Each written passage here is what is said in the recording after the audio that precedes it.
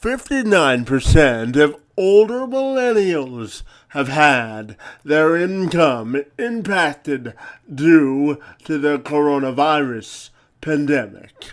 This, according to a recent survey conducted by the Harris Poll on behalf of CNBC. Of the 1,000 U.S. adults aged 33 to 40 who were polled, 23% had their hours reduced, 15% had their wages reduced, and another 15% were working more hours. Moreover, 11% of those surveyed were completely laid off. So the question now becomes, how do we make sure that millennials come out the right side of this pandemic as they re-enter the workforce? Antionette Ratliff is the founder of Master Self Evolution. She works with entrepreneurs, corporate leaders, and ambitious people who need a fresh inspiration and perspective as they enter the next phases of their lives. She joined me this week to tell me how we get millennials to come out on the right side of the pandemic as they re-enter the workforce. I'm Kevin McShann. Let's have this conversation.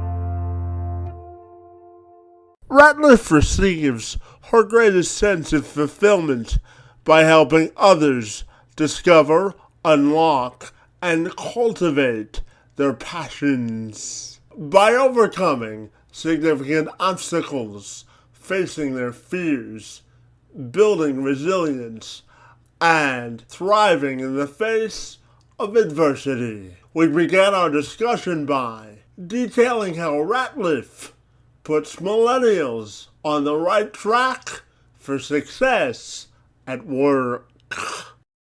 Yeah, I think that with coaching and what I focus in on is helping clients when they feel like they don't know what to do, they don't know how to deal with something, and there's a lot going on in their lives. I'll speak about one client in particular. She was at a point in her life where she was having some health issues. She was diagnosed with a chronic illness, so she was fighting that illness. And that was kind of the first, we'll say, rung of the difficulty, because she's trying to figure that out. They're trying different medications. And from there, unfortunately, her father had passed away unexpectedly. And so that was something that shocked her to her core. I mean, she saw she's very close to her parents, just saw her father maybe 2 days previous. And it was just a shock that one day, she's at work and he passed midday and she got the phone call. And then on top of that, at the time, her job was really in flux. So there was a lot of changing in the workplace. Demands were growing at a level that was not only rapid, but just, a point where it's like you can't keep up anymore. So she felt like between that and the unrelenting boss that she was close to burnout. Yeah, I know that you work with millennials that help them sort of navigate the workforce as we re-enter society in terms of corporate America. So I'm curious to ask you about the challenges that millennials face specifically when we talk about re-entering the workforce after COVID. Definitely. So I think one of the first things that I found surprising, but I think it really is impactful and everybody should know about, is that this is the first time in history 4 generations are working in the workplace. So we have the veterans, the baby boomers, Generation X, and then millennials. And as the veterans retire out, the Generation Z is coming into play. So with that in mind, you have a lot of generations before millennials that have been in positions of power, and they're not leaving anytime soon, you know? And with that in mind, it really makes it difficult to gain traction in the workplace for millennials. There's a resistance to the new ideas and kind of fresh perspective that millennials often bring, just because they're looking at things from a different generational point, sometimes a technology point, sometimes just a perspective that is, comes with the difference of generations. And that is really brought home in a book called Generations at Work by Zimke and Rains. And that particular book kind of goes into that each generation has unique work values. So the work values, for instance, that my parents' generation had is very different than the work values that and work ethics that maybe I would have as a manager and as a leader, or even being managed. So those are some of the difficulties that we're dealing with, and that are consistently going to be around even for Generation Z in the future. And when we look at the pandemic, and certainly the new administration has been generous in terms of the amount of unemployment benefits that they offer to workers as they try to navigate through the pandemic. Now, obviously, that's changing as things open up, but I'm curious to ask you about relying on those generous benefits versus going out into the workforce and working, and how that may affect millennials. I think at this point, going out into the workforce is something that millennials are starting to ask harder questions. They're starting to think about really the financial crisis and the pandemic and all these things that have happened, and looking at, frankly, with technology, it's brought into a lot into play with regards to how do I want to spend my life? With so much uncertainty. We'll say like these classic jobs, corporate America, typically that's supposed to be the safe zone. But in this situation, it's not necessarily safe. And so I feel like at this point, people are starting to think about more non-traditional opportunities as less risky, especially millennials. They're at an age where they can now pivot to something else and maybe build something. And with that in mind, I do have friends and know of people and clients that are taking this opportunity and frankly taking some of the unemployment money and building something for themselves. Whether one of my friends is doing a makeup school right now, I have other people that I know that are doing coaching, writing a book, but it's like this has opened up a side of almost creativity, or I think also a time of reflection to think, how do I want to spend, my working life if it could just be torn from me anyway? And what's the best way to add value? In January of 2020, prior to the pandemic taking hold, Gallup had conducted a survey of more than 7,500 full-time workers about burnout specifically. Some of the more interesting findings included 23% of workers said they felt burnt out more often than not. Additionally, 44% of workers reported feeling burned out at some point. To put this into context, more than 2/3 of full-time workers are feeling burned out during some point while at work. Therefore, I asked Ratliff for some effective advice on how to deal with this growing issue of burnout.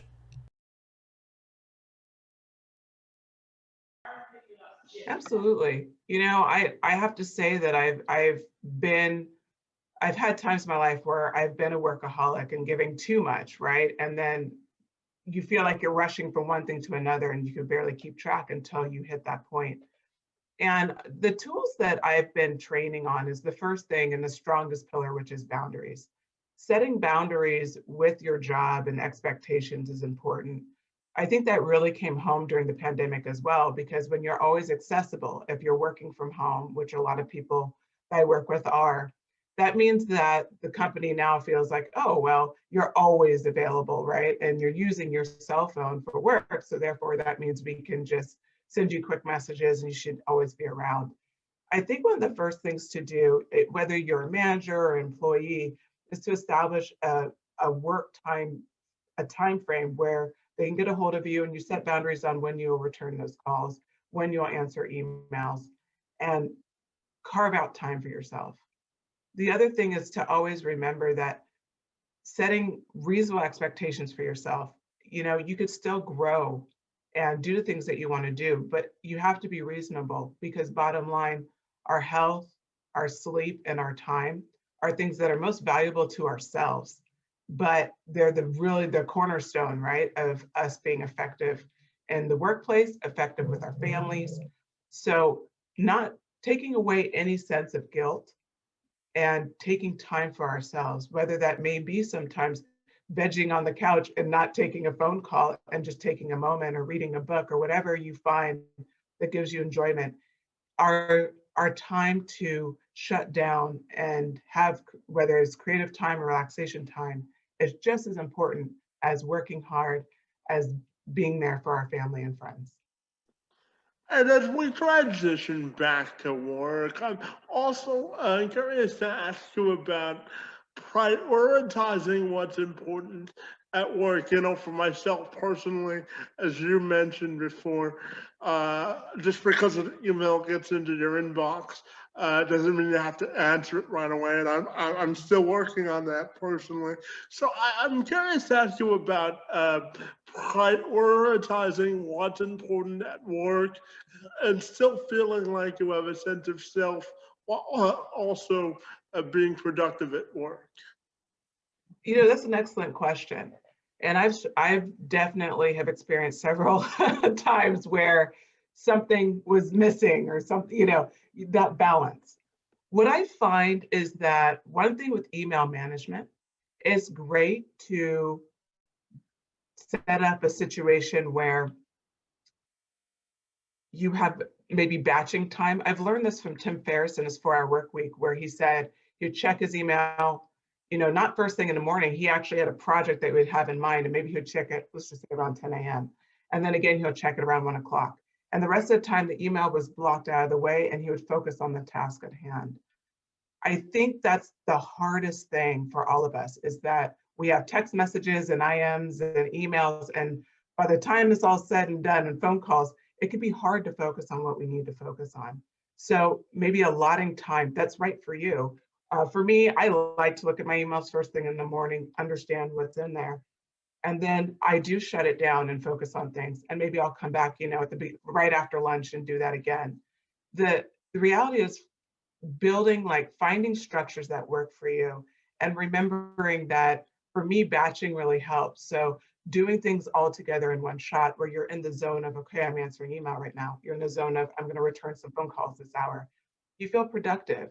And at the same time, when you're done at the end of the day, you've put your best foot forward, but you also feel okay because you put your best foot forward, to step away and do other things and give that equal focus over there, without your mind still being stuck at work.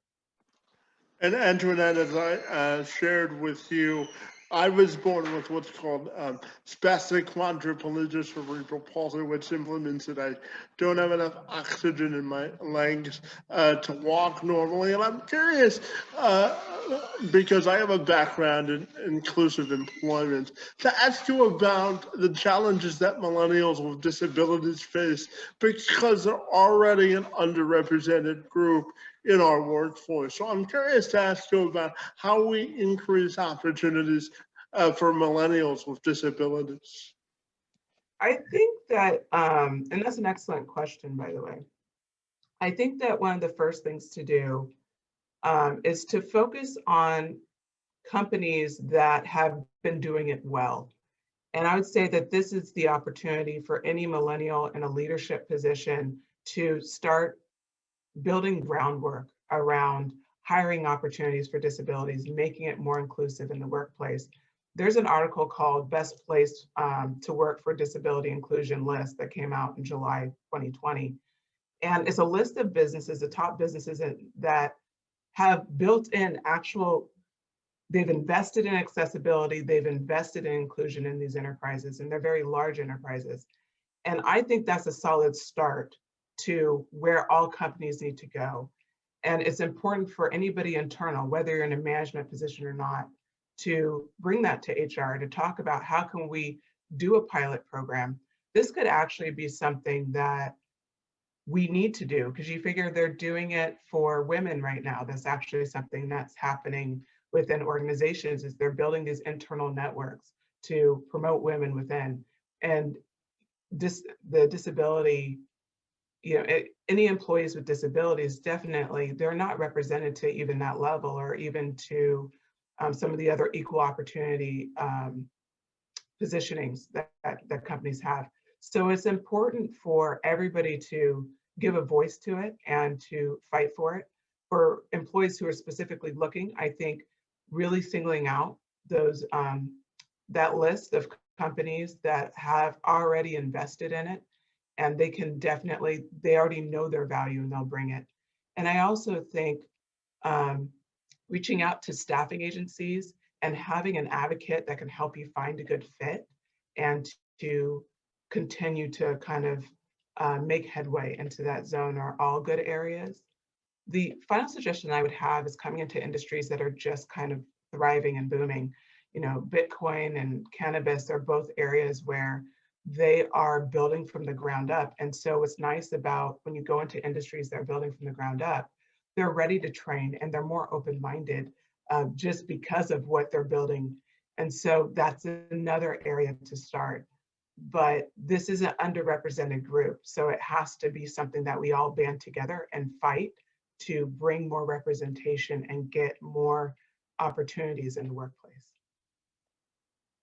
Absolutely. I always say that people make a time for the priorities that are important to them, and that certainly for inclusive employment, those that are motivated will do it. And when you give people with a disability a job, I also say that inclusion is the gateway to independence. So I certainly agree with you there, and I thank you for those remarks. And I'm curious. The spring coronavirus pandemic led to the biggest spike in unemployment in 2020 in U.S. history. According to CNBC, at the height of the pandemic last year, between the end of March and the beginning of August, a staggering 1 million Americans filed for unemployment insurance each week. At the height of the pandemic, nearly 15% of working Americans were unemployed, and 50 million Americans had filed for unemployment insurance since March.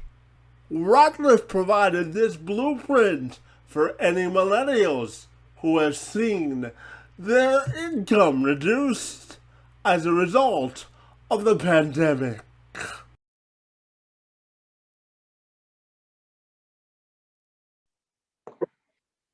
Yeah, I mean, millennials really, it's had a hard time. There's been financial crisis, there's been pandemics, and it's, high student debt, all of it. And then, of course, because what we talked about earlier, so many generations in the workplace, when layoffs happen, kind of the bottom rung gets let go first. And typically that is going to be a millennial who's in, a lower position. I would say from a financial end, it's important to do what you can to learn about financial planning and budgeting. There's a couple people that I follow personally, which is like Susie Orman and Dave Ramsey. Dave Ramsey, I like his approach a lot. It's very basic, but it's about not setting this extreme goal of trying to build, I hear it all the time, but building like 9 months of income so that you can fall back on it. That's great. But if you're in a position where you just lost your job, and you're living close to paycheck, now what? And so the first thing is to establish a solid budget, and that's where I think David Ramsey comes in. The other area is to start thinking outside the box. The one advantage I think that millennials have almost above every other generation is the understanding of technology and the lack of fear to try something different. There's a lot of things that you can do now to make money that aren't necessarily traditional, but are ways to bring in income. I've had, clients actually look at YouTube videos and get suggestions on, ways to make $1,000, $2,000 a month. And it could be little things from surveys to, being a copywriter to all sorts of things. There is some websites as well where you can outsource your work and be a virtual assistant for someone and support tasks. There's things to do. So I think it is hard to be laid off. I've been in that position before. It's all about mobility and finding something right away, right, to bring in income, and then start thinking more forward about what do you really want to do long term and to build on it. But ultimately, the layoffs, wages being reduced, it is important to have a budget and to plan around something that is livable. And also, don't be afraid to ask for help. A lot of times we feel a bit prideful because if you've had a job for a while, you don't want to go back and ask for help. Ask for help. It's important. Everybody understands that this situation is very taxing, and it's nothing that we could have prevented or not only prevented but predicted, right? Nobody predicted this pandemic was going to come, and it's come with a lot of consequences. And so don't judge yourself for that. Accept that we're all kind of in these different states and people will help, and there's opportunity out there. And ultimately we just have to be patient and look for it. And I'm curious to ask you for a game plan for millennials as they re-enter the workforce. If you had like a top three checklist of things to do, I'm wondering what you would put on it and tell millennials who are looking to re-enter the workforce. If you're coming back into the workforce, I think that it's important to find something that you're passionate about and something that you feel like you want to grow in and you want to learn about. And the reason why I say that is because when you go into the workforce, typically whatever position you're going into, you want growth. And what I found is the more passionate I'm about something, it seems like I grow faster within the organization. And I think that's important to do for a millennial firsthand, is to think about what is something I want to do.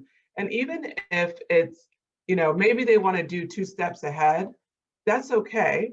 Start where you can. And then the next step would be finding a mentor who is in that step ahead, right? And building a reciprocal relationship. And you can add value even if you're learning from a mentor, because a lot of times they're looking from the perspective, your fresh perspective, and it can add a lot of value. So by having the mentorship, you're going to gain knowledge, and ultimately it will serve to your next moves. 9 times out of 10, you'll be able to get to where you want to go faster than you planned, just by getting more knowledge and gaining the tools and the skills that's needed. The last step is to be patient, which I know nobody really wants to hear. We want to be there yesterday, right? But the reality is, whether it's corporate America, you're building your own business, or you're driving for Uber, sometimes things take time. Building your career, building what you want to do, a lot of times takes time, and to find the sweet spot that you want. So being patient and learning that if you can enjoy the process, the everyday, then once you get there, the future will be there before you know it. So I think that's also key, is enjoying the process. Yeah, enjoying and embracing the process. Yeah, absolutely. Yes. I'm curious, I've got a couple more for you, and I'm curious to ask you about the advantages of technology and how it improves the working environment versus headed back heading back into an office environment. I'm curious to get your opinion on the differences between the two. How do you think things like Zoom calls and video conferencing will change the way people feel about going back into an office setting for work? Excellent question. I think that in the past, the you figure video chat's been around, but it wasn't really leaned on until after the pandemic. So going back, I think this is really going to be an important tool. The other thing with companies is that because of this technology, frankly, a lot of companies kind of had a old school mentality. They wanted you to be in the office physically there every day. And now with the pandemic, a lot of them have seen savings from not having to have so many employees come into the office, not having to have so much office space. So I think as the workforce reopens up, I think we may see more flexibility in work schedules, as well as leaning on technology more because of Zoom calls, because of being able to have somewhat of a face-to-face, but now there's flexibility with it. People are comfortable that you're going to work hard and that you can still bring value and not necessarily be sitting in the same room. So I think it will be very positive overall. I think that we're going to see more flexibility with schedules. I think it'll be easier for parents with their children. I think it'll be easier for anybody who unfortunately is working two jobs to be able to not run around as much. I really do think that that's how we're going to see technology really impact post the pandemic, and in a very positive way. And along those same lines, do you think business travel will be impacted the same way as well? I think so. I've seen that even with things opening up, there's still a hesitation to have a lot of travel. And I think that that will continue because there's a lot of things that companies have had to do during the pandemic to be more flexible with, for instance, trainings. Maybe trainings in the past they would have done face to face, but now they're doing it. They had to kind of pivot their approach, do it on the Zoom call, and it's just as effective. So now it's causing companies to ask, do we really want to spend that same amount of money on travel? I think that business travel will always be around. At the end of the day, there's nothing that replaces face to face. But I do believe that there'll be more opportunities where they're not traveling and they'll be a little bit more stable. From a cost savings perspective, of course, it's always what businesses are looking at. But also, we know the effectiveness is just as effective, whether it's in person or over a Zoom call. And finally, I'm curious to ask you about the impact that you personally want to make in the space and how you want your personal legacy to be defined both personally and professionally. From a professional side, my passion is helping people find their passions and to have the tools and the confidence to go after a goal and achieve it. I love being a part of that process. That's something that ultimately professionally that um, I want to I want to be, I guess my legacy is that to add value and to help people, no matter what obstacles they have, they can go after it and they can get it. And it doesn't have to be where it's rah rah every day and you don't have to feel amazing every day, but it's about keeping that focus and it's about believing in yourself. And that's something that is very important to me and something that I would like to relay on a professional front is a sense of empowerment. And On a and oh, go ahead, sorry. No, it's okay. I was just going to speak on a personal front. For me, it's important to be authentic with everything that I do. And so I want to lead by example. I want to show how I've overcome obstacles, how I've dealt with, different challenges in my life. And I haven't let it define me, but I've let it fuel me to go after my goals. And I think from that end, that's how I would like to kind of set my personal legacy is that if I can do it, I'm no more special than anyone else, anyone can do it. Absolutely. You got to lead by example before you criticize others or ask them to follow a set of principles that you're not willing to follow yourself. Absolutely. Can you tell me what's the best way people can get in contact with you if they're so inclined to do that? Yeah, so reach out to Instagram, look for Master Self Coaching.